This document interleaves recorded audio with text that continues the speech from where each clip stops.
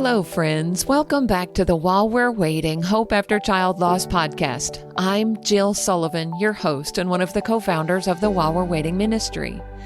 As you're listening to this episode, we're preparing for two While We're Waiting events coming up this weekend in Lutz, Florida and Belton, Texas.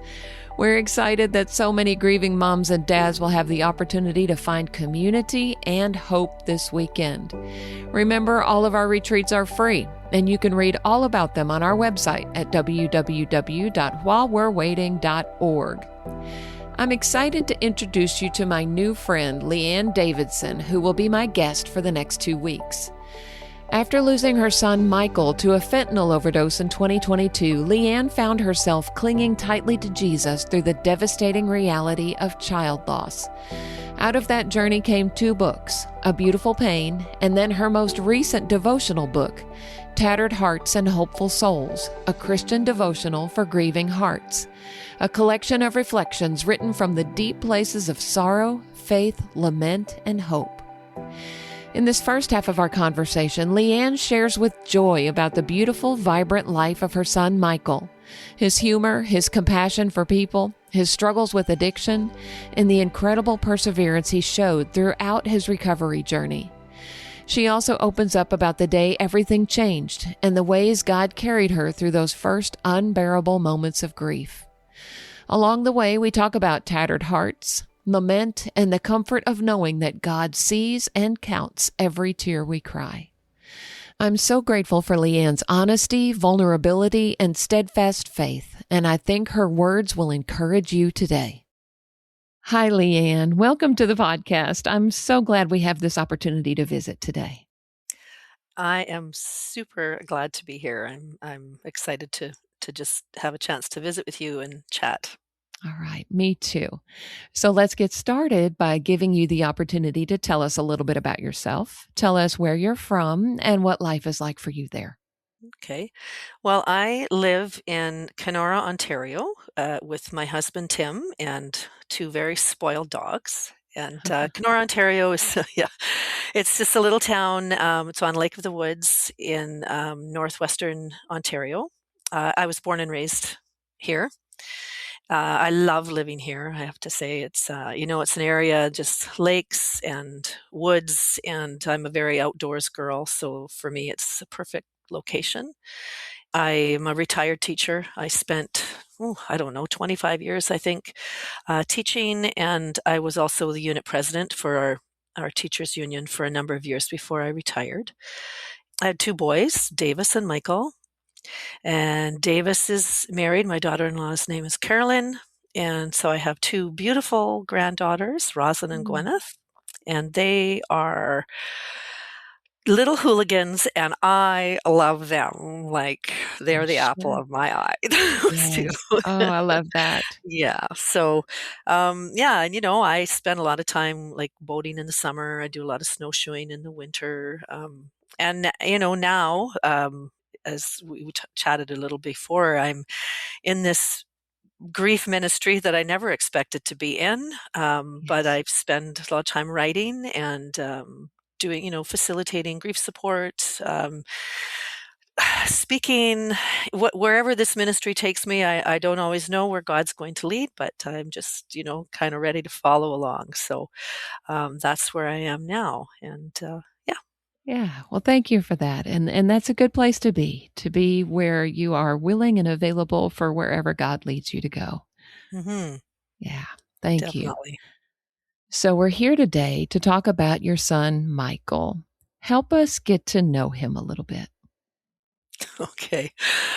Mikael, wow. He, what a live wire. Like he's very gregarious, he just loved people, And he had such a gift of making people feel like they really mattered. Like he was really, and he wasn't never faking it. Like he really was interested in them. And, if you were at a party and you were that person, you didn't know anyone and you're sitting at the side, he's the guy that comes up to you and talks to you for the evening and asks you all about yourself and makes you feel like you belong there. And that was just such a gift that he had.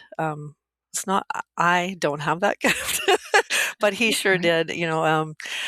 He loved movies. He was a total movie buff and a very talented actor. It was something that he did spend some time going to school for.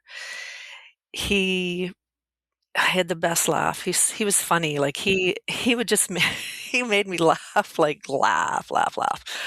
He was just the funniest person.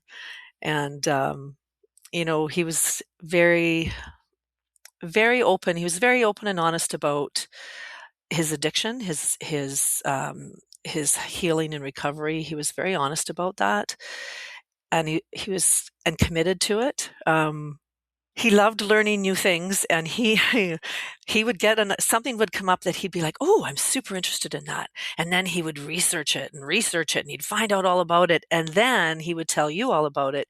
And if it was something you weren't interested in, too bad, because you were you were going to be hearing about it. So he'd fill you in. So he was funny that way. Um, he was very stubborn. He was very persistent. And, he was a great uncle. Oh, he was so Mm. good, great, like, with his 2 nieces, he was amazing. And, we do we have a lot of funny stories about him because he was a total fitness buff. Like, he was this kid, not kid, he was a man, but anyway, he was very, very fit. And, always, that came along with his dietary choices. And Sure. he would always have, we tease him about this all the time because he would always have a Tupperware container of something, usually some kind of noodles, and he would show up for dinner. So he'd show up like at 4 o'clock, and we're going to have dinner at 6, but he'd show up with his thing of noodles and heat that up and eat that and then eat dinner too, or Wow. you'd be in the car. Traveling with him was an experience because like a 2-hour trip would be more like 3 because you'd be traveling and be like, can we stop here? I need to go to the bathroom. And then, there's a 7-Eleven. Just pull in there because I'm going to heat my noodles up in the microwave. So he, traveling with him. Davis had a story once. The two of them went to school in Thunder Bay. So that's about a 5.5-hour drive from Kenora. And Davis would almost always end up doing all the driving because Michael would pile into the car and pop open his laptop and plug in a movie, and he'd just watch a movie the whole time and laugh out loud. Well, and once Davis said he asked Davis, can you turn the radio down because I can't hear my movie. Oh my Davis said, like, goodness. I just about threw him out of the car. Yeah. So Wow. he was just a real character, and we absolutely adored him. Yes. Well, and that's clear just listening to you talk about him. I love how much laughter you had just now as you described his Yeah, personality. It shows yeah. how much joy he brought to your life. He sure did. He did. Yes, Yeah. very much. And clearly the lives of everyone around him as well. Yep, he did, and Yeah. he really, especially in the years when he was working in his recovery, he was just so willing to use his own experience to try to help other people, and he Yeah. saw that as his own way of trying to stay sober too, was to Mm, do that, to help others. sure. Sure. Yeah, Now, Michael's name has a really unusual spelling. Mikael, yeah, right? yeah, yeah. Tell us how you chose his name. Honestly, it was, just me wanting to be different or have a Ah, different kind of name for him when he was born. I liked the name Michael, but I also wanted something just, you know, individual, so I sure. decided to use the K instead of the CH, so that's Mhm. how that came about, and little did I know that people were gonna mispronounce his name his whole life and call him Mikael and sometimes Michelle or whatever. So, I didn't mean to do that to him, but oh Right, well. right. Yeah. Well, it sounds like it fit him. Just that It did. unusual, It different did. name fit his personality, so that's Yeah. cool. Now, you mentioned as you were talking, you mentioned the word addiction a couple of times. So at some point, you began to notice some subtle changes with Michael. Pick up the story from there. Michael, throughout high school, he started to struggle with, first of all, his biological father, who I'm not with his biological father. Uh, just a quick aside, it was an abusive marriage. I got out very early. The boys were just babies; they were little, and but his father was an alcoholic, so that does play into what happened with Michael as well. Sure. So in high school, Michael really he started struggling with drugs and alcohol, and definitely I noticed. And he and I, those high school years, they were pretty rocky. I was terrified. He, I think, was feeling judged all the time. I was trying to curtail this, as a mom, what should I be doing? And you try everything. I'm going to ground you. I'm going to take this away. I'm going to do everything I can think of to try to stop this train from coming into our lives, right? So the two of us, it was it's hard to describe. It was rocky. At the same time, just a lot of love. Michael always knew how much I loved him. That was never in doubt. But then, and into his early 20s, going away to school, he spent time in Thunder Bay. He was in Toronto, and then he ended up in Vancouver, going to acting school. And that's where his addiction just came like this full on force. And he overdosed once in Vancouver, and his roommates found him. And Mm. that kind of started a road for him of knowing that something had to change. He ended up somewhere about mid-20s. He ended up calling me from Vancouver, and he just said, "Mom, I have to come home. I need to come home. I can't. I just need to come home. I can't do this." And he did. He came home. He initially he stayed with us, and he started this road to recovery. He started working at getting clean and sober, and as he did that, our relationship changed as well. I started researching addiction myself. Like, what do I need to know? Before I had just looked at what do drugs do to you, and now I was looking at what is addiction and how does it work. And Mm. he was doing the same thing, and the two of us were growing together. And we did a lot of talking, a lot of sharing. And as he worked on his own sobriety of staying clean, he had a sponsor, he worked his program, he was growing spiritually. He and I were able to then sit down and sort of develop boundaries between us, and they weren't boundaries that we were putting in place to keep him clean and sober. It was more, they were boundaries that were meant to preserve our relationship, that between the two of us. Just for an example, like one of them was that I would not lend him money, because Mm. I used to lend him money and lend him, and so the boundary became, I will not do that no matter what. Sure. Mhm. And when we used that boundary, it helped our relationship, because it took away, that when you feel kind of bitter, I lent you money, you never paid it back, or the person receiving the money feels, beholden to you. It took that away. Mhm. So that's just one example, but it definitely changed. And as he worked through his recovery, he had relapses along the way. And as a family, we, uh, you know, families in addiction, you go through it together. It's not, Mm. he was never alone in those times. And we were always sort of, as a family, when he was having a relapse, is what can we do to make sure we're not hindering him from Mm. coming back? And he never gave up. He never gave up. He always, got back into his program, worked it. He worked so hard at his recovery. And I, as his mom, I am beyond proud of Mm. the person he became, the person he was the person he worked on, his courage, his perseverance. I'm just so proud.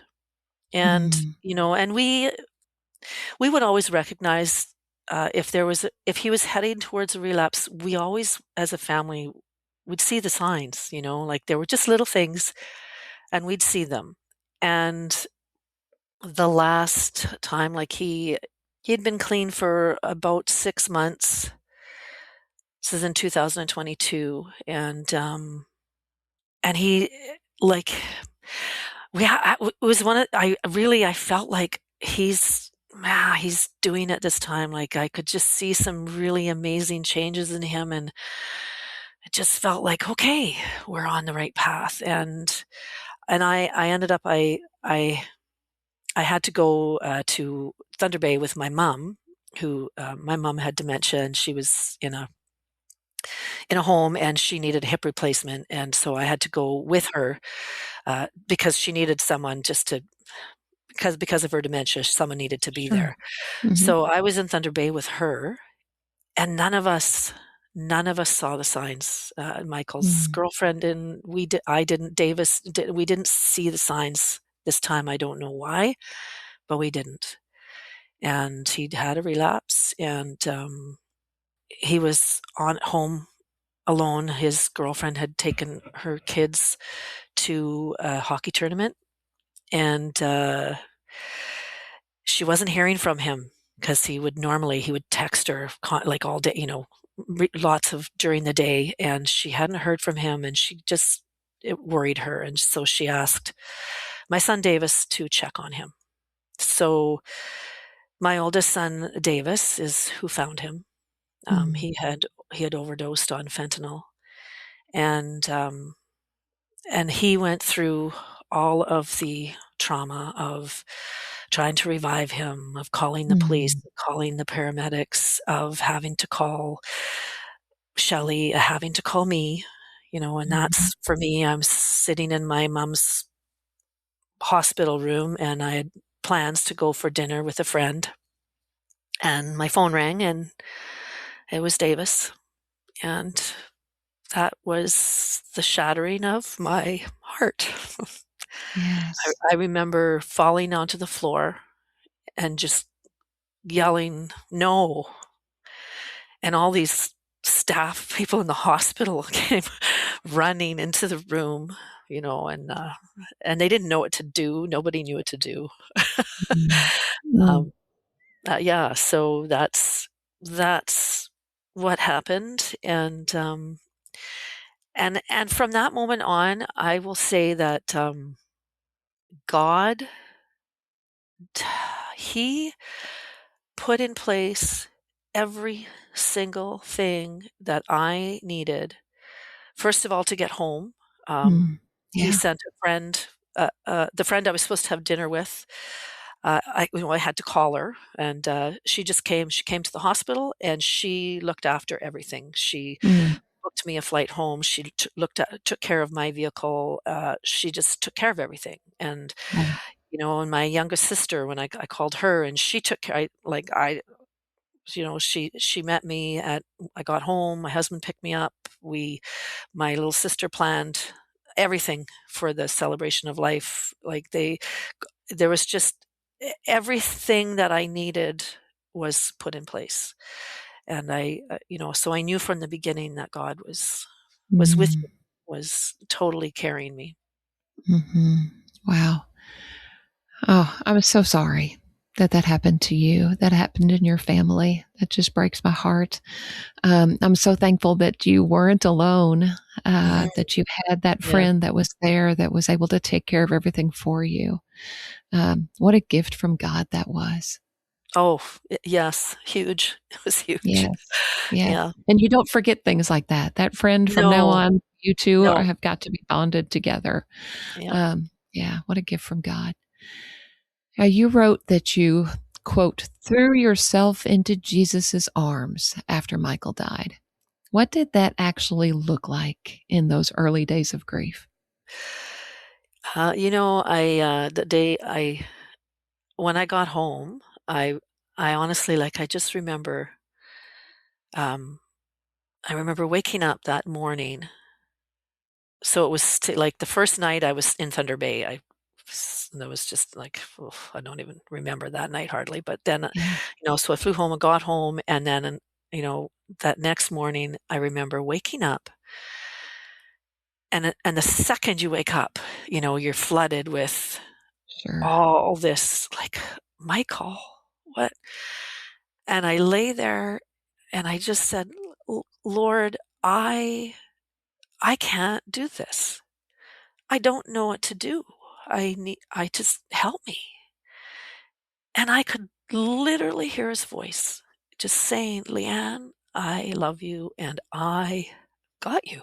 I'm going to Mm, carry you. mhm. And that was my way. I just threw myself at him, like, just, you do this because I can't. And he Right. has ever since. He has ever since. Yeah. So you threw yourself at him and he grabbed you and He held caught you. me. He caught Yes. me. Yes. Yeah. Oh, I love Yeah. that. Now, your newest book is a 30-day devotional and it's titled Tattered Hearts and Hopeful Souls. I Mhm. love that title, especially the idea of a tattered heart. Why did you choose that particular wording for the title? I thought it was a word that really well described the condition of my heart. Yeah. And I thought the condition of most of us as parents, when we've lost our children, there's, I feel like there's an acceptance, I think, for most of us at some point, that, like, our hearts are broken Mm, and that they will stay that way. And they're tattered, they're yeah. and but that's okay because God uses our tattered hearts. He uses our broken hearts. Um, and sometimes I almost think he uses our hearts better when they're broken than Mhm. when they're not. Like, but yeah, it was just a word that for me just really captured that feeling of kind of having been trampled on, and, Yeah. this tattered piece of material but that's still useful. Yeah. Yes. Yes. I love that word tattered because, yeah, I mean, I can feel that even now, 17 years later. Yeah. There's been a lot of healing over the last 17 years, but my heart is still tattered and will be until the day I see Hannah again. Yeah. So I loved that part of your title, The Tattered Heart. So I want to talk about some of the daily devotional writings that you did that are in your book. The very first entry is titled Counting Our Tears. And it refers to Psalm 56:8 about how God collects our tears in a bottle. Talk about what that means to you. The way I think of it, if I handed you a bottle of water, Uh-huh. and I said I filled this with a medicine dropper, how many drops of water are in there, you would have no idea. You would Right. never be able to guess that. Mhm. But God knows exactly the number of drops of tears that we have cried. And not only there's 2 parts of it for me. First of all, you know, like, nobody else, there's no human being, not even my husband, that knows the exact number of tears I've cried because he's not always here. That's right. He doesn't see it. Nobody does, but God does. He Mhm. sees every single time, every tear. And not only does he see them, but he actually knows how many. And there's an intimacy to that. There's a Yes. level of compassion that just goes beyond what we as humans can even hope to provide each other. God's compassion is so much greater. So that's what it means to me, that he counts my tears, that he does it, and not just mine. Each one of us, he does that for us. That's right. That's right. We refer to that verse often at our retreats, and sometimes people will say, "Well, a bottle's not enough for my tears. It needs to be a barrel." Yeah, But yeah, even if it's a barrel, God he still knows. Yeah, knows the yeah, exact count of our tears, which I love that. yeah. Me So too. your third daily reading is about lament, It's an old concept, but it is a relatively new term that we're hearing more and more about in the Christian community. 17 years ago, when our daughter went to heaven, nobody was talking about lament, but we hear it a lot more now. Talk about the importance of lament in our grief. I think it's one of the most important things that we can do. Yes. And we're often afraid if we express our grief, it's like saying we don't have faith in God. And it's not, those aren't even related. And I think the Christian community has really learned that, right? That Yeah. and God not only he wants us to lament and he expects us to, and if he didn't, he wouldn't have put, I don't even know the number of psalms that are in the Bible that are lament. Right. And I believe he did that so we would know that he wants us to do it and that he wants us to do it to him. So lamenting isn't complaining about God. Right. It's going to God and saying, here's how I feel. Here's all of my grief, all of my agony, all of my heartache. I'm putting it in front of you. And somehow the process of doing that, whether we write it down or we say it, it somehow takes, for me anyway, it takes all of that and it puts it outside of my body so that I can see it better and I can process it and God can help me with it. And that's, for me, that's what lament does for me. And I think that it has a lot of power for anyone just to express to God how they're feeling. Yes. I love how you said it. Makes you, it's like you take those feelings and you put them outside your body where you can see them and study them and analyze them and give them to the Lord. That's a neat way to look at lament. I like that. Yeah, when Hannah died, it was more the time where Christians were telling each other we need to choose joy. Just choose joy. Yeah. You're like, which, what? There's an element to that is fine. But at the same time, right after your child dies, you can't choose joy. No, you can't even think properly. Right, Like, exactly.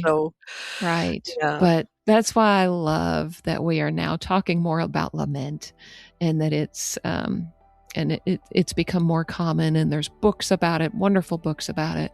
I think of Dark Clouds, Deep Mercy by Mark Vrogop. I really think he kind of started the discussion, but yeah, very helpful.